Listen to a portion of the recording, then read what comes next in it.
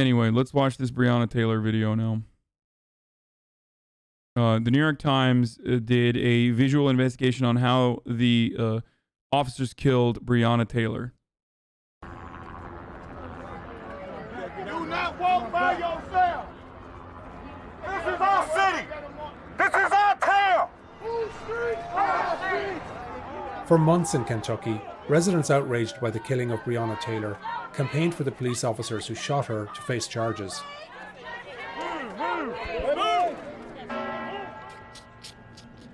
Commonwealth of Kentucky versus Brett Hankison. In September, a grand jury investigation indicted one officer for shooting into a neighbouring apartment, and no one for killing Taylor. Is that the decision of the grand jury? I will grant the motion and assign bond in the amount of $15,000 full cash and issue a warrant. Is that it? Is that the only chocolate? What about the other? It can't be it. It can't be it. No one has been held accountable. This is injustice, and this is a start clock for the next level of our protest.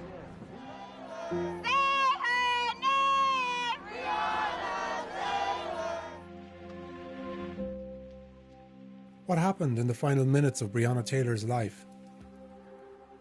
A full telling of that story has been impeded because none of the 7 police officers who raided her apartment used body cameras, a violation of police policy. But with the recent release of thousands of documents and images collected during 3 investigations, the Times initiated a fresh examination of the case. We used crime scene photos to create a precise model of Taylor's apartment. We forensically mapped out and retraced the first bullet fired by Taylor's boyfriend and the 32 bullets that police... Dude, don't you love it when all the homies just forget to turn on their body cameras or just don't wear them when you're doing a fucking no-knock raid? It's just wild. Crazy when you do that. And then you just fucking shoot 32 bullets into an apartment.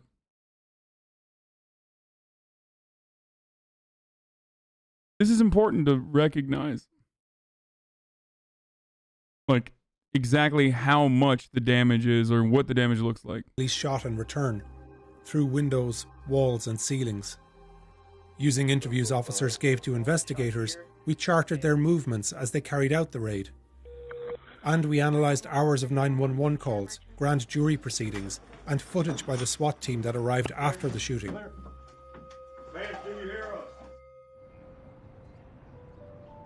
Members of the grand jury have accused Kentucky's Attorney General, Daniel Cameron, of shielding the officers involved from homicide charges. Our investigation found that Mattingly... Piece of shit. Mitch McConnell's fucking little bitch boy, dude.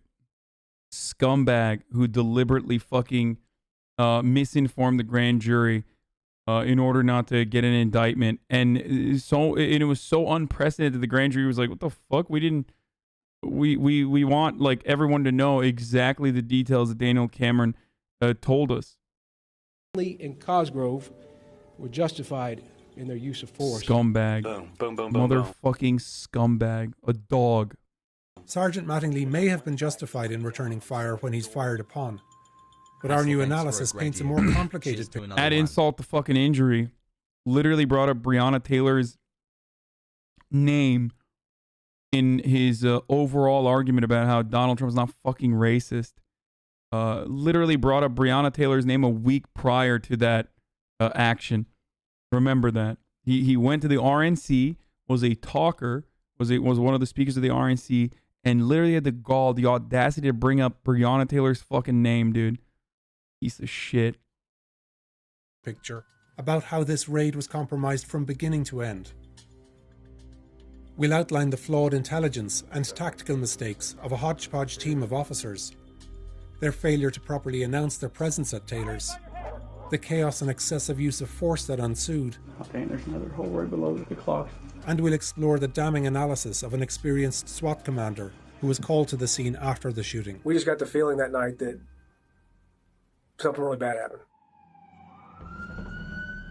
The focus of the police investigation on March 13th is not Taylor's apartment, but properties 10 miles away in West Louisville. Metro Police! Hands behind your back, boss. We're executing a search warrant. Come out! Where dozens of SWAT and police officers arrest an ex-boyfriend of Taylor's and his associates. and seize evidence including drugs. These officers are wearing their body cameras, and they carry out the raid safely and without incident. What the SWAT team doesn't know is that at this time, a hastily assembled team of narcotics officers is about to raid Taylor's home across town. They suspect her ex-boyfriend keeps cash or drugs there, but their intel is poor. They don't know she has a new boyfriend, and they think she lives alone.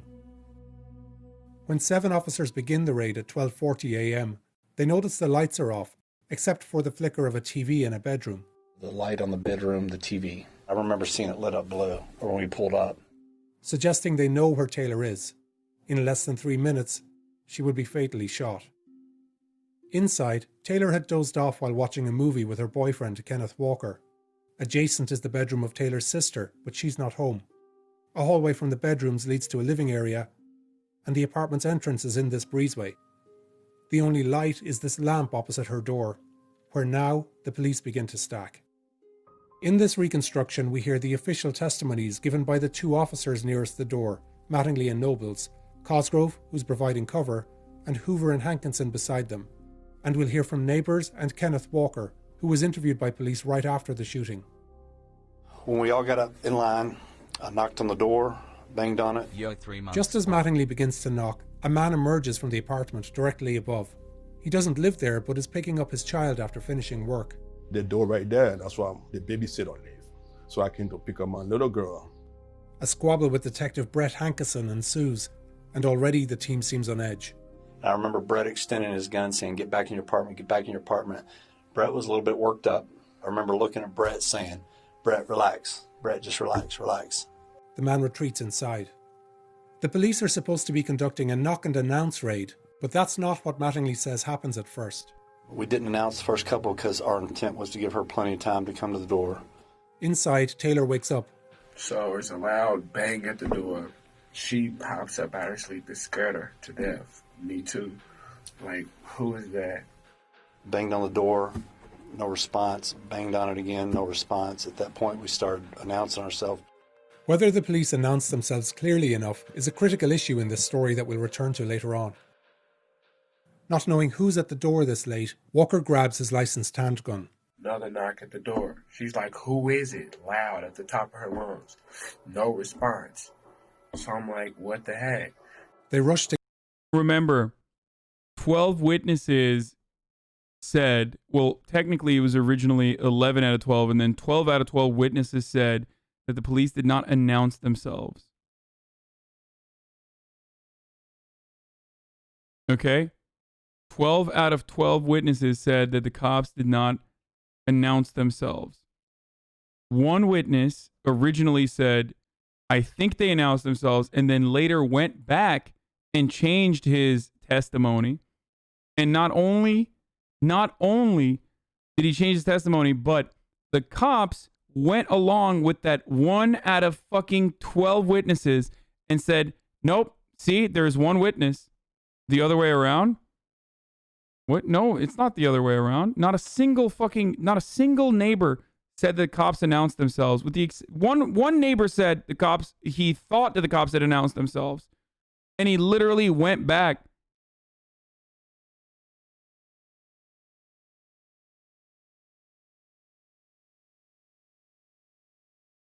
And that was enough for the police and the defenders, the police violence defenders, to literally say, oh, well, it doesn't matter. One witness said that they did actually no, it's the other way around in regards to the order of this testimony. In the order of his testimony, what?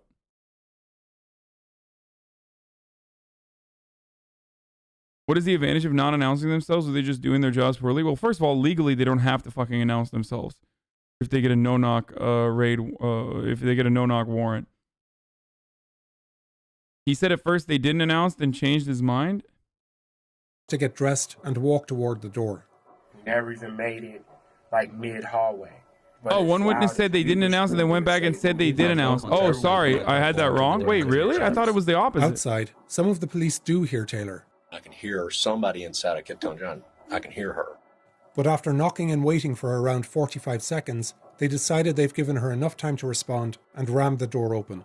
The last time, I just said, let's just hit it. And that's when we did the, police search warrant. We'll show here what the police and Walker describe seeing next. And I hit it. After the third hit, it flew open. And that's when it hit the fan. As we're coming to the door like comes off the hinges like an explosion. The officers now make a tactical mistake. Mattingly steps into the doorway and puts himself in what police describe as the fatal funnel, a position vulnerable to gunfire and hard to move from. I could see down the hallway, and there's the male and a female, side by side, shoulder to shoulder, almost like they were together. The apartment is lit only by the breezeway light that's coming from behind Mattingly and the faint glare of the TV in Taylor's bedroom. You can't see anybody, though. It was dark. There was no lights. Thinking it's an intruder. So far, hey, sorry, if you've ever dated someone who is a drug dealer, then we could at the very least come into your apartment and break your fucking door down. Doesn't matter if you're dating someone else now. Doesn't matter what your profession is. None of that matters. So far, we all know how the story ends. But so far, the justification up to this point is literally if you ever have dated a fucking drug dealer, we can just break your door down in the middle of the fucking night and like come into your fucking house with guns. Walker aims low, shoots once, and hits Mattingly in the thigh. I feel like I aimed down because I wasn't, of course, I don't need to kill anybody. So I just let off one shot. Mattingly immediately returns fire. I got 4 rounds off, and it was like boom, boom, boom, boom, boom. Then all of a sudden there's a whole lot of shots. Mattingly fires 2 more rounds when he falls and takes cover. Almost at the same time, Cosgrove moves in and fires, stepping on Mattingly in the process. He has now also put himself in the fatal funnel, and although he's shooting, he appears to have no idea what's happening. I see blinding, vivid white light and blackness at the same time.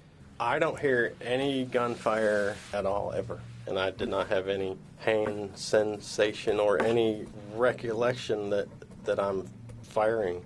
He continues shooting blindly until he runs out of ammunition, a total of 16 rounds.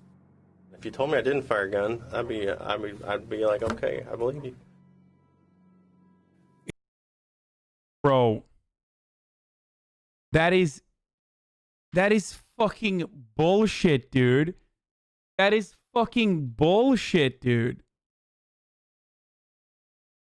Like, come the fuck on. Even that alone is like, if your job is so fucking serious as to like your regular fucking job could end up with the life with taking another person's life, then you can't say something like that. Then you should be fired immediately. Okay? Even at the very least, you get fired immediately and probably face criminal repercussions. Like, you have to. This is nuts. In response to Walker's shot, Mattingly and Cosgrove together fire 4 shots into a chair, cupboards, and a stove in the kitchen. 2 bullets go into the ceiling and pass through the living room in the apartment above, where the man, his 2-year-old daughter, and babysitter waited. 3 more shots go into the living room wall to the right. And the officers fire 13 rounds down the hallway where Taylor and Walker stood. Like, what are you fucking thinking, dude? Let's say that there's a drug dealer in there. Let's say there's a drug dealer in there with a gun. What the fuck are you thinking? Back away, build a fucking police cordon, evacuate all the fucking people that are in the apartment above and around. Like, that's not what you're supposed to fucking do. You're not supposed to be like, oh, it's time to fucking shoot. Let's do it. Like a goddamn stormtrooper, dude. Armchair cop. I mean, dude, it's fucking bullshit that me talking about what regular police practices are and should be and are literally written is armchair policing.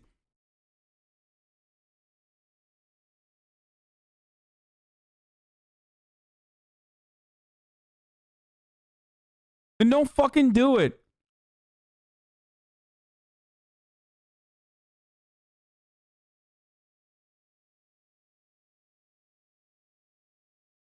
Like, did you miss the part where he literally talked about how they fired 2 shots into the fucking ceiling where the dude that they just talked to upstairs and that dude's fucking 2-year-old lives and the and the babysitter lives? Did you fail to hear that part? How is this in any way an acceptable way to operate?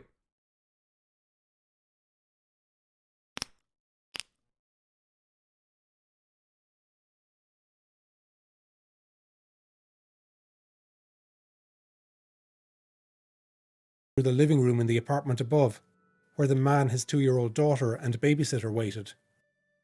3 more shots go into the living room wall to the right. And the officers fire 13... By the way, remember, I said even if he is a drug dealer with a gun who shot at the cops, we know that that's not what happened. So we know that that wasn't the case. So just remember that very important part of this process as well when considering the events that took place. That, like, an innocent life was taken. Okay? An innocent life was taken in her own fucking apartment. Rounds down the hallway where Taylor and Walker stood. Taylor is shot 6 times on both sides of her body, in the abdomen and chest, her arm and leg, and twice in her foot. In all, these 2 officers fired 22 rounds in less than a minute. An FBI ballistics report found that both of them shot Taylor, and that one of the 16 rounds Cosgrove fired was the lethal bullet. We both dropped to the ground, but I just hear her screaming, and... Thinking they're under attack, some of the officers flee when they hear a pause in shooting. There was a little bitty moment of no shots. I was like, here's the time to go, and then it all started up again. We don't know the precise sequence of events, but Detective Hankinson runs to the front. I can hear the firing as I'm making the corner. I can see the flashes, the muzzle flashes. But the only ones shooting are police. Even though all the curtains are drawn, Hankinson blindly fires 5 bullets through the patio windows. My only option was to return fire, and I did that to the muzzle flashes. He moves and fires 5 more rounds through the bedroom window of Taylor's sister, who isn't home. 2 bullets fly over Walker and Taylor, but none hits them. The bullets that go into the living area pass over Taylor's sofa and kitchen table and smash her clock. 3 penetrate the wall and enter her neighbour's apartment. Those bullets also smash the kitchen table, hit a wall, and shatter the patio doors at the rear. A pregnant woman, her son and partner were home. Hankinson has been charged with wantonly endangering their lives. In total, the police fire 32 bullets, penetrating almost every room in Taylor's apartment. They hit saucepans, cereal boxes, and smash into her shower. They puncture shoes, shatter cleaning equipment, and land in her sister's clothing. And, 3 minutes after police came to search her home, a fatally wounded Taylor is lying on the ground. I'm just panicking and I'm telling somebody, I'm yelling help because she's right here bleeding and nobody's coming, and I'm just confused and scared, and I feel the same right now. That's it. Months later, when Attorney General Daniel Cameron presented the charges against Hankinson and said that Mattingly and Cosgrove's actions were justified, he emphasised that police did properly announce themselves. Evidence shows that all lie. Officers both knocked and announced their presence at the apartment. But actually, the evidence is far from clear. In 911 calls immediately after the shooting, Taylor's neighbours don't know police are carrying out a raid. Please get a police out here. They are shooting bad. Something's going on next door, and there's bullet holes all the way through the wall. It's so weird that these apartments that literally are connected by basically paper-thin fucking walls where you can hear your neighbor fucking or sneezing loudly, these neighbors just simply did not hear cops announce themselves and only heard gunshots. Very strange. Very strange. They must all be in on it.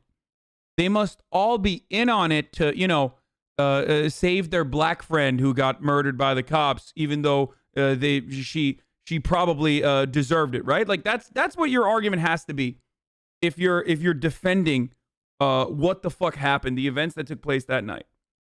Like, you have to be thinking that, like, all of these people are literally all in on it, and in that moment of action, they fucking all rush to say, we don't know if there's cops here. Can you please bring cops? You are glad. I have a 5-year-old in here, so something needs to be explained to me. And in statements police took afterwards, none of Taylor's neighbours heard the officers announce. This apartment's patio door was open. I mean, I was completely unaware that it was cops. 2 teenagers in this apartment heard a commotion, but didn't hear police announce through their open window, their mom said. They told me that nothing was said, that they just beat on the door. I said, so y'all don't know if it was them? She was like, they didn't say nothing. They just beat on the door. And the family. Again, I guess hive mind, right? Hive mind. They, in that moment of action, they hear fucking gunshots, and yet they still, in that moment of action, are thinking, you know, how do we defend the people that are being shot at? Or maybe the cops didn't literally fucking announce themselves. Who knows? Family who lived directly above Taylor also heard nothing. No, they did not have body cams. Before the gunshots come out, did you hear anything? Conversations or anything like that? People talking? No. No. In their statements and in interviews with the Times, over a dozen neighbours say they did not hear the police. Attorney General Cameron's assertion rests on the accounts of police officers and a single witness, Aaron Sarpy, the man collecting his daughter that night and who saw the police when he came outside. In his first interview with investigators, Sarpy was asked what he heard when he went back inside. Did you ever hear anyone identify themselves as police? No, nobody identified themselves. Months later, he told police his memory was foggy, but that he thought officers did announce. And beyond what the police said, this critical grand jury conclusion rested on his entirely inconsistent account. That was enough, by the way. That was enough. 12 witnesses. 12 of them say no. One of them says, oh, well, my memory's foggy. They're like, all right, that's good. That's good enough for us, brother. All the cops said that they announced their presence. And the one witness said that his memory's foggy. Boom. That's enough to say that they've conclusively fucking announced their presence. Remember, every part of our fucking criminal justice system is fundamentally broken because this outcome that you are watching right now is a part of our criminal justice system. This is an intended outcome. The carelessness in which we treat black bodies, the carelessness in which we treat poor people in general, okay, is absolutely a part of the criminal justice system. It's built into the fucking system. Okay, don't say fuck that grand jury. The grand jury do not have the right to just be like, no, we're going to indict someone. We're going to indict on charges that you're not fucking addressing or giving evidence for. You can't do that. The common prosecutor joke about grand juries is that you can indict a fucking ham sandwich. So if the prosecutor in that circumstance, or Attorney General Daniel Cameron in that circumstance, literally purposely obfuscated and purposely did not bring additional evidence, so that it was impossible to fucking indict the murderers of Breonna Taylor. That was on purpose. That was a fuck you. There wasn't enough proof either way? What? What do you mean there wasn't enough proof either way? A person is murdered. We know that the raid is operated on fucking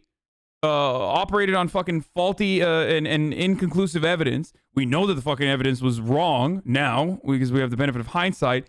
And a fundamental part of like criminal negligence in this circumstance revolves around whether the police announce themselves or not. And if 12 witnesses say that the cops did not fucking announce their presence, he said, she said, that's not proof? Wait, what do you mean he said, she said, that's not proof? How do you think witnesses work, brother? What the fuck? Not only do they have witnesses, they have literally in the moment testimony. Well, oh, no. Where is it? They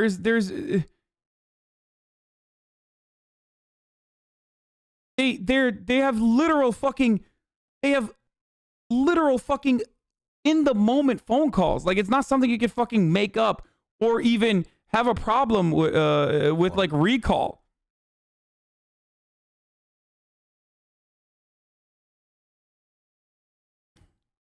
If there's not a recording, how can you prove anything conclusively? Wait, how do you think the law works, man? What the fuck? Oh no, he's actually brain dead. Oh no. I mean, should I ban him? Because I feel like that's... Oh, dude, I didn't realize that the only way that you can convict someone of a crime is if there's like literal visual photographic evidence of the crime being committed. How do you know that it's not a fucking deep fake then? How do you even know? How would you ever know that it's not a deep fake? You can never prove anything conclusively without, deduction or without both testimony, forensic evidence. You just would never be able to do that. Yeah. I'm just going to start asking people, like, why do you love pedophiles?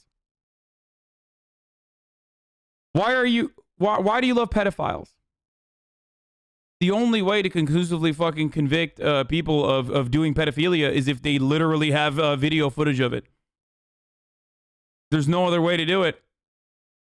Sorry. Why do you love pedophiles and want pedophiles to roam free? Yeah. And then I can double down by being like, give me evidence, disprove that you are not a pedophile. And secondly, that's going to be my follow-up. Keep streaming hot stuff. Love it.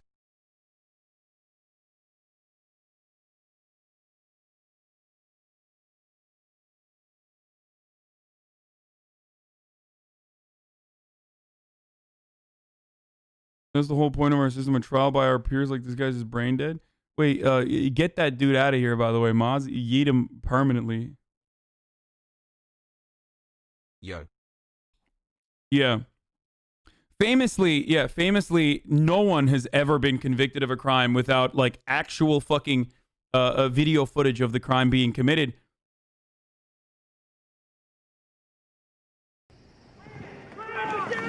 Okay, hold on. This might be this is like the part where the body camera.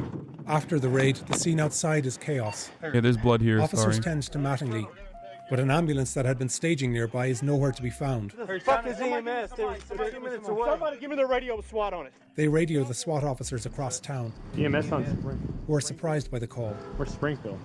They're requesting armor down there. We're gonna go ahead and take it. Let's go, let's go, let's go.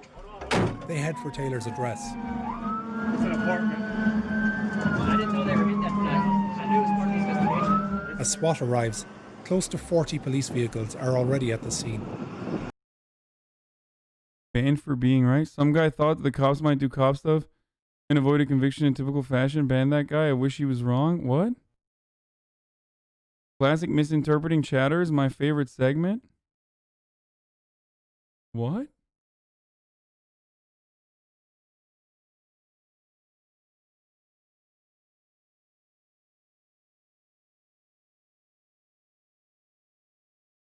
Nice. You want some too, you motherfucker? I didn't even misunderstand him. He literally defended. What? Just ban me. Okay, here. You take an hour, dumb fuck. Around this time, Taylor's boyfriend, Kenneth Walker, is being arrested. You've been hit by a bullet. That's unfortunate. Keep walking backwards. Hey, come on, we need to get moved because there might be a victim inside. Yikes, what the fuck is up with this dude's thumb, dude? Ew. Holy shit. I should probably not. Keep walking backwards. You're scared, right? Walk back, I don't send this stuff. Walk back to me. Walker had called 911, and neighbors had heard his pleas for help. You're in a fucking prison, that's what's going on. But at 1 a.m., almost 20 minutes after the shooting, the police still don't know Taylor is critically injured inside. There's somebody in there dead? Yeah, my girlfriend. It's her house.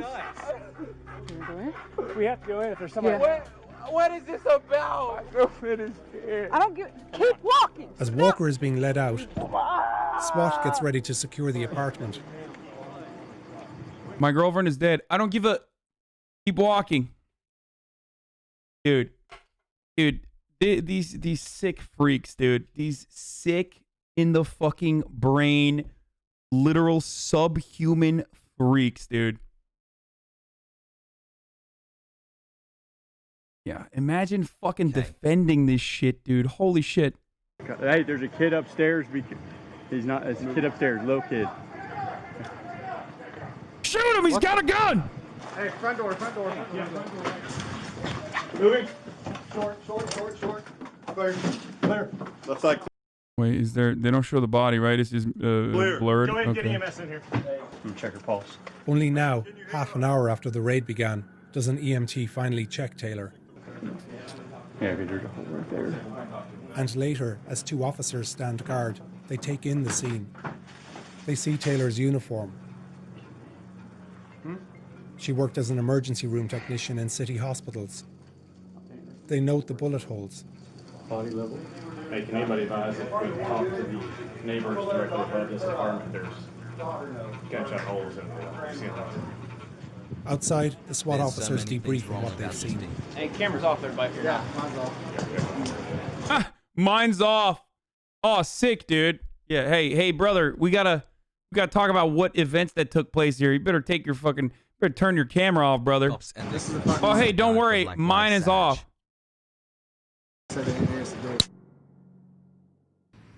That's the SWAT team shitting on the fucking. That's the SWAT team shitting on the fucking officers that decided to take this on their own in the no-knock raid. That was not supposed to be a no-knock raid.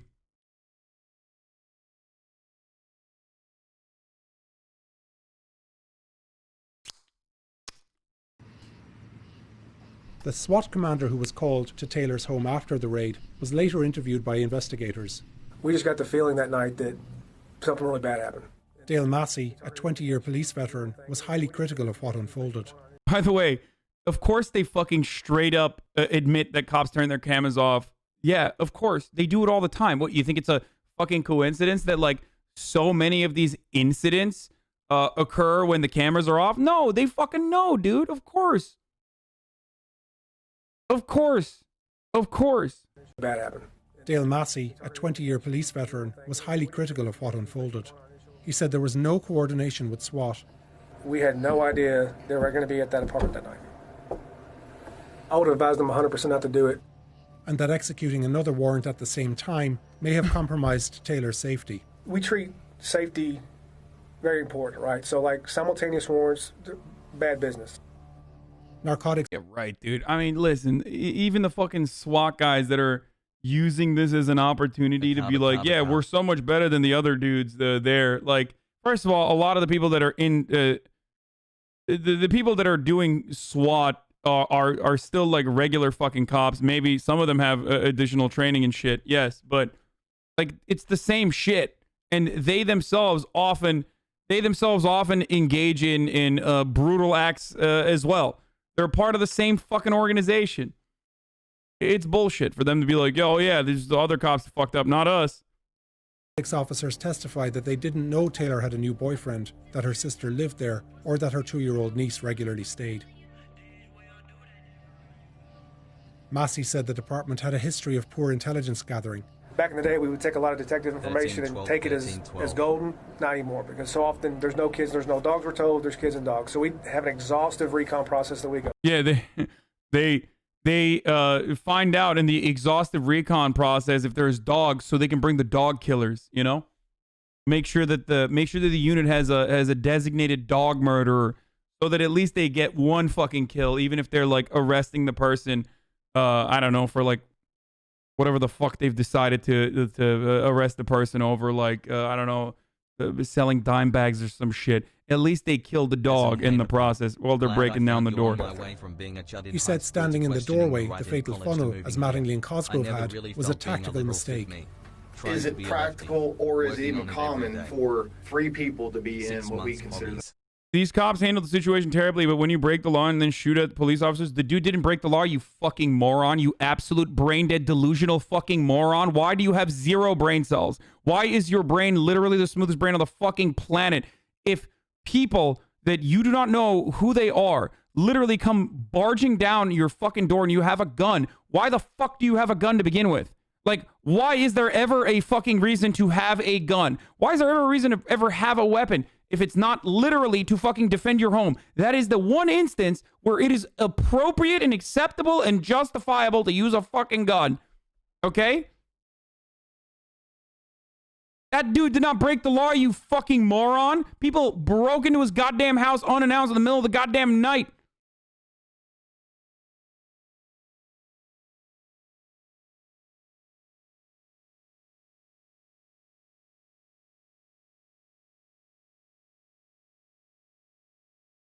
The federal funds. Absolutely not. No. You would never put, yourself in that situation. And that there's a right way and a wrong way to conduct a raid. You knock, announce, and give people ample time to leave. We're not going to rush in to get dope. We're not going to treat human life's more important than any amount of dope, right? And just to be clear, no drugs were ever found at Taylor's. His harshest criticism was of Hankinson's blind shots into the apartment. You have to know, A, what you're shooting at, B... Yeah, no, it's not murdering a fucking emergency room technician, but it's actually, firing blind shots. How about all of it's bad, dude? What's in front of it and B, what's behind it. There's no other way. Wait, isn't it initial to date that someone had dated a drug dealer earlier? Yeah, is that a fucking death sentence? I didn't realize that, like, if you at some point in your fucking life dated a drug dealer, that means, like, unmarked people could just, like, fucking come in and break down your door and kill you in the middle of the night in your house. I didn't realize that that's how things operated. Very cool, though, that that's how things operate. You know what? Fuck it. Maybe they should go to her sister's place of work and murder her at her place of work as well. Fuck it. Just genocide the family, dude. Just kill the neighbors for fun, too. Fuck it. While we're at it. How does that work?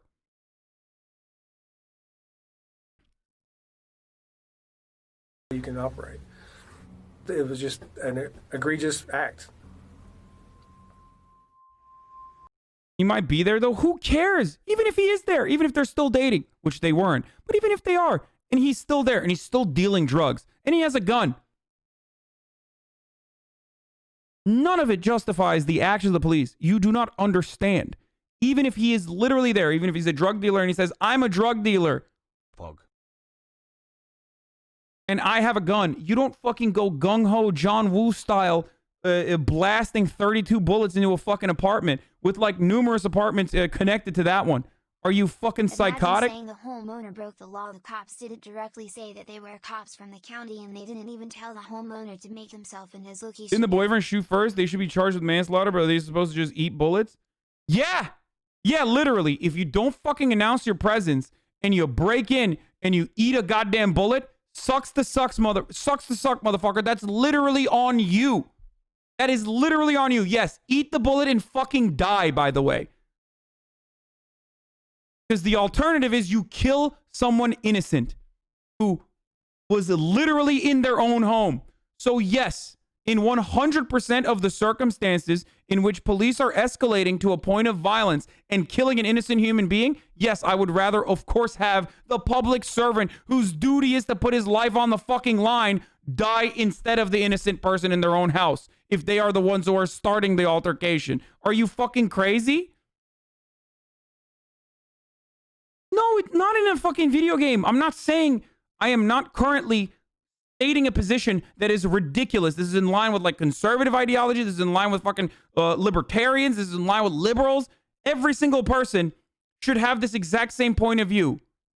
If you are breaking into an apartment without announcing yourself and escalating to the point of violence, and someone who thinks in the middle of the night that they are defending themselves and their girlfriend shoots at you, yes, you eat the bullet and you go back, you cordon off the entire fucking area instead of immediately fucking popping off and potentially killing neighbors too, not just the girlfriend, not just the person who popped off on you in a justifiable capacity, but also fucking neighbors too. Yes, you're a cop, motherfucker. If you want to fucking get respect, you got to earn it, bitch. What do you think this is?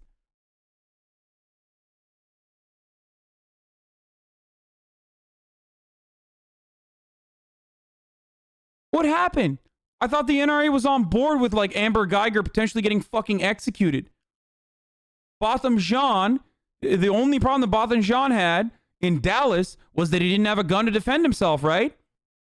I thought that was the case, right? Turns out, nope, never mind. We literally have an instance where someone shoots at people who broke into their fucking home, but because they're cops, no, then it's not allowed. What the fuck happened? Why is no one defending this in the same way that they claimed that they would have defended Botham Jean when he got executed by Amber Geiger? Huh?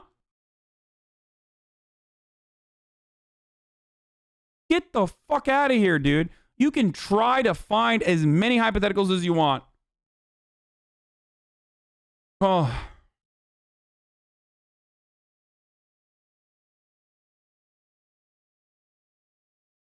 You have a right to defend your property, not just in the South, everywhere. This is not like a chud thing. Of course, if push comes to fucking shove, and you're gonna defend yourself, especially if you're in your own home. Like, it's the one area. It's the one area where you should be able to defend your fucking self. People extend the castle doctrine or stand your ground laws into offensive actions like killing people in the fucking streets or whatever the fuck Kyle Rittenhouse was doing. They tried to like literally expand on that. But the one instance where it's perfectly acceptable and perfectly appropriate is like you're in your fucking home and someone comes barging in. You have a gun? Yeah, of course you're going to fucking use it to defend yourself.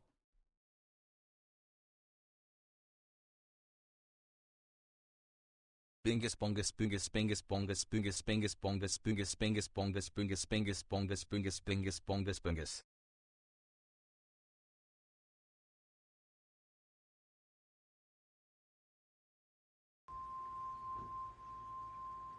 Under Kentucky law, Kenneth Walker had a right to stand his ground against what he believed was an aggressor, and the police in turn have a right to self-defense. I banned that other person because 1340 is literally the point where there's blood. And that person was asking me to click on that, not remembering what the time code was for the actual blood so that he could probably clip it and then put it on LSF. Because when you're a fucking Nazi or when you're a pale, racist fuck who literally has no arguments remaining, right? Dream of a chat full of white And no way to defend another unjustifiable and horrific execution of another innocent human being.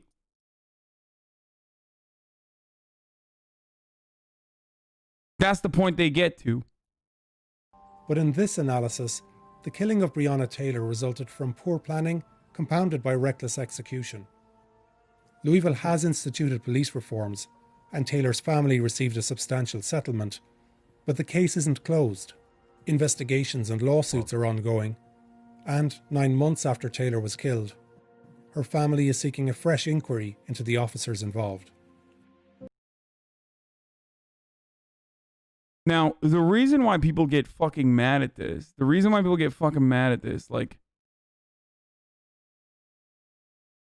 oh, never mind. I think that dude wasn't trolling. Okay, wait. Unban that person. No. This is an important part. Fuck. That wasn't the fucking TOS blood part. No, I know what part this is. I went back and looked at it. It's the part where he says like, oh, he didn't get shot. I think it's the part where the cop literally says, oh, he didn't get shot. Like, oh, that's too bad. Being arrested. You've been hit by a bullet. That's unfortunate. Keep walking. Yeah, exactly. No, it's literally when he goes, have you been hit by a bullet? Taylor's boyfriend, Kenneth Walker, is being arrested. You've been hit by a bullet. That's unfortunate. Keep walking. That's unfortunate. Okay, we unbanned him immediately. Shut the fuck up. Law school grad here, completely on point on this stuff. It's fucking ridiculous. Like, it's ridiculous. Anyway,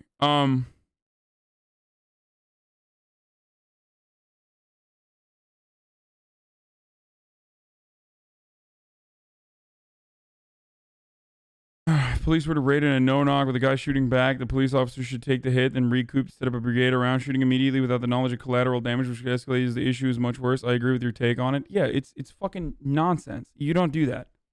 And you can't do that, and you shouldn't fucking do that. I don't know why the fuck people think they can get away with saying some insane shit like this.